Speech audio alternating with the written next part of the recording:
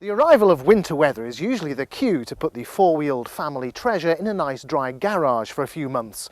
But not here in Michigan. No. The advent of ice and snow here is simply an excuse to go ice racing.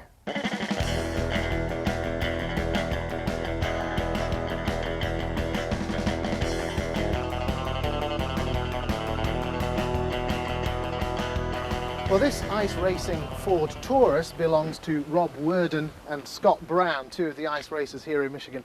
Rob, what makes this different? Is this just a normal production car? How does it differ? No, it isn't. It's an '89 Taurus. We've had to add a roll cage for safety requirements. We run on a special tire, special springs.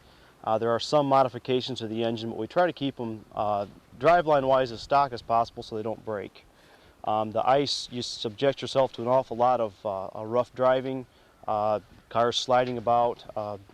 Ice can be quite rough, so you've got to be able to build a vehicle that'll take quite a pounding. What's the feel? How does it feel to race on ice as opposed to, say, racing on tarmac? It's very different, but a lot of people that are road racers and autocrossers feel it gives them an edge because it helps keep their reaction times in check and learning. Right. Well, let's have a look at one or two things. Sure. What's powering this for a start?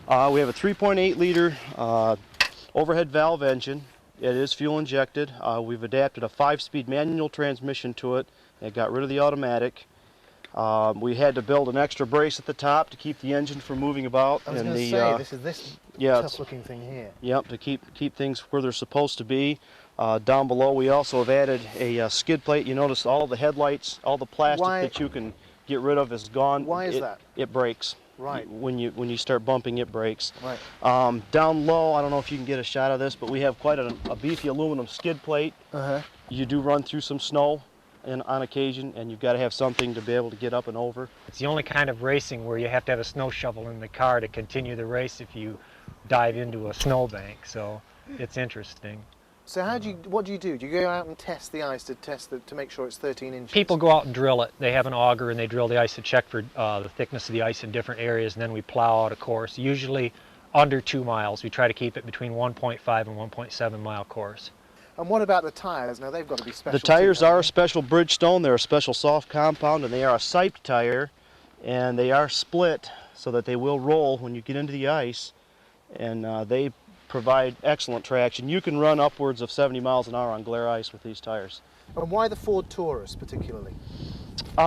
Quite frankly, we were running Escorts and we needed some more power, and this particular drivetrain came up at a body shop I was visiting. The vehicle was totaled, but it ran.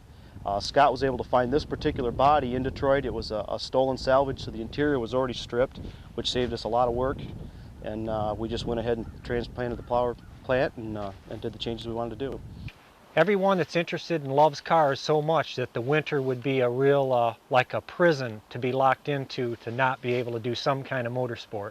And we get drag racers, road racers, oval track people, autocrossers, the pylon running people. We all kind of find I guess you could say, a common interest in continuing to race something, do something in the winter. And ice racing seems to fit the bill.